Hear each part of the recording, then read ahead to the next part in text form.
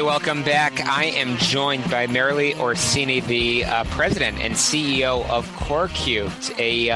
Merrily is the president CEO and is considered a thought leader in the healthcare at home industry and is involved in numerous organizations providing insight and advice. Merrily is the leader in the Help Choose Home initiative, podcast creator and hope, in which she focuses on educating how and when to choose healthcare at home, which is a very important topic right now. Lots of conversations around the country. So Merrily, welcome to the program. Thank you. So happy to be here today. So happy to have you. So as I always love to do is get to know the person behind the microphone. You are that thought leader that we just talked about in healthcare at home, but how did you get into that space? I started in healthcare at home in 1981, probably before you were born. You are correct, Merrily. You are correct. Absolutely spot on. And so you've been in this for a while and you've seen the ups and downs. So I'm actually going to start with where we're at right now and then zoom out and talk about the industry as a whole. But 2020 has been an interesting year, to say the least, especially as it relates to healthcare. What does this year look like for you? Because of the pandemic, more people are choosing, if they need care, to have care at home. Obviously not wanting to get in a setting with lots of people. So it has really been a banner year for the healthcare at home industry, basically because in addition to the need, the consumer need, the policymakers are also realizing that oftentimes, care at home is the least expensive setting and also provides better outcomes. So we see this as a pivotal year where the larger entities and the policymakers are going to start having more support for health care at home because now they can see the benefits of it. Mm-hmm. So zooming out a little bit, why is healthcare at home not the first choice since most consumers wish to age, as you just suggested, Merrily, in place? That is a very complicated question. It has to do with decades of, I want to say this nicely, decades of having the medical professionals want to have the patients they care for in one spot instead of having them in different spots. However, telemedicine, telehealth, and just basically telephones and technology have really made it accessible now for people to, I've got quotes around when I say see the patient in their own home, but it has the usage of telehealth and the capacity to see those patients, plus that policy shift where reimbursement for telehealth is now happening and reimbursement for care at home. So it really had to do with money and location. But now, as I say, people are seeing the benefits of it more and more. And hopefully, if we look out in the future, it will be something that all of us can have access to. Mm-hmm. And what kind of services need to be combined to achieve that sort of optimal and successful healthcare at home environment? The piece that was missing was the social determinants of health. We've always had a pretty good service for people who are medically fragile and have medical needs, but there are a lot of social needs that people have as well. For instance, you have to have groceries. You have to be able to connect with your physician. You have to be able to manage a bank account or some kind of money. So lots of support services that previously no one thought about. They were only thinking about the medical care. So what is needed is a more comprehensive approach, which we're now seeing, and the medical care plus the social networks and the social fail-safes need to be in place in order for someone to successfully stay at home.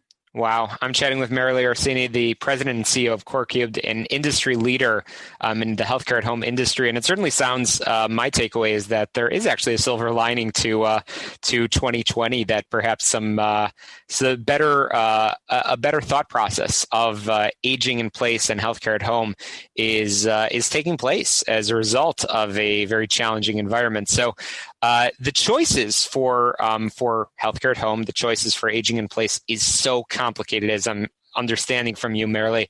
Can you provide a simple overview, very simple, at how one starts that decision-making process when that care is needed?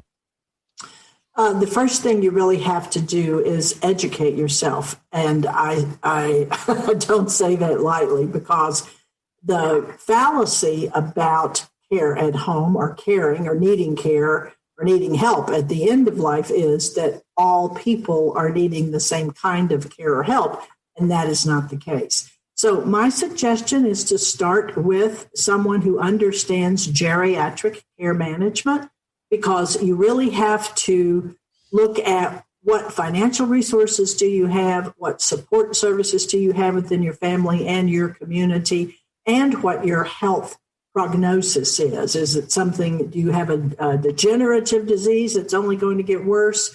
Do you have cognitive issues that could possibly only get worse? So there really isn't a one size fits all.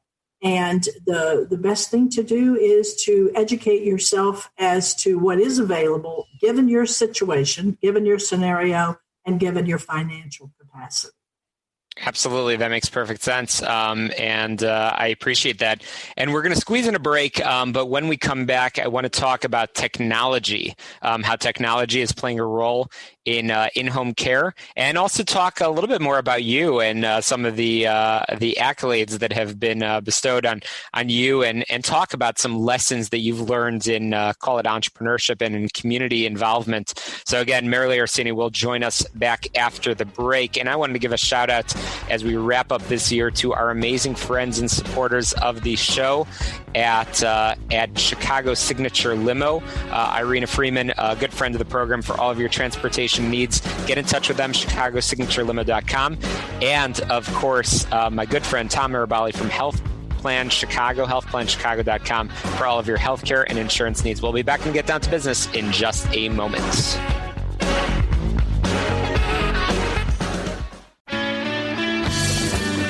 Hey, welcome back. You are on the show all about small business, jobs, and entrepreneurship, and I'm continuing my conversation with Merrily Orsini, the president and CEO of CoreCubed. So we're just starting a bit of a conversation about technology. So how is technology helping meet the demand for in-home care? And again, going back to COVID and going back to 2020 as a whole, how has that accelerated things?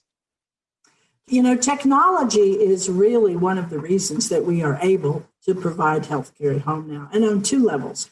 We talked earlier about telehealth and telemedicine and reaching out to the patients with the physicians or the health staff doing that. But the other way that technology is helping, and it's really been amazing to watch, all of the systems that run a home health agency are possible through technology. It's only getting better and better. So everything is going mobile. So when a technician is in the home, whatever their device is, device agnostic software is available so that the visit can be recorded. If there's any needs, they can be noted. If there's any communication that needs to happen or appointments that need to be made, that can all be done through technology. And the other thing I'm seeing in technology is, and I'm going to call out a specific business here, Access, which is a technology company in Dallas, Texas, has created I want to just say an Uber-like application that is helping solve the nursing shortage. And that's one of the issues. We talked about silver linings for the pandemic, but we are having a shortage of nurses.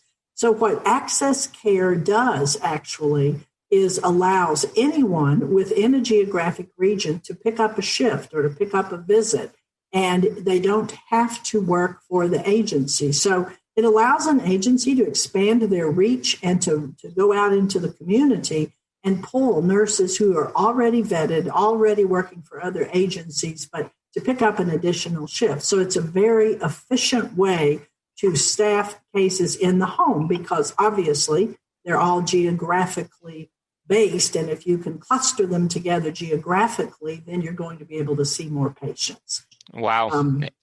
Wow. Anyway. No, I appreciate that. And that's huge. That is the silver lining over here. So Merrily, real quick before we wrap up our conversation today, you've won a Lifetime Achievement in Business Award at the 2017 Stevie Awards for Women in Business. And in 1996, you won the Young Entrepreneur of the Year award from Ernst & Young. So lots of accolades, and that is due to your leadership in the community and leadership in the industry. So what's next for you?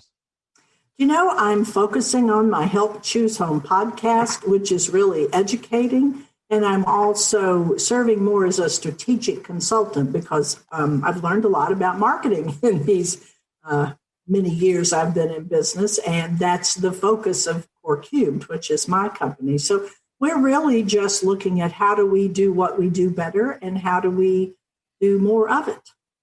Well, I appreciate all of the good work you are doing. So where can people learn more about your podcast? Where can more people learn about your good work at Core Cubed?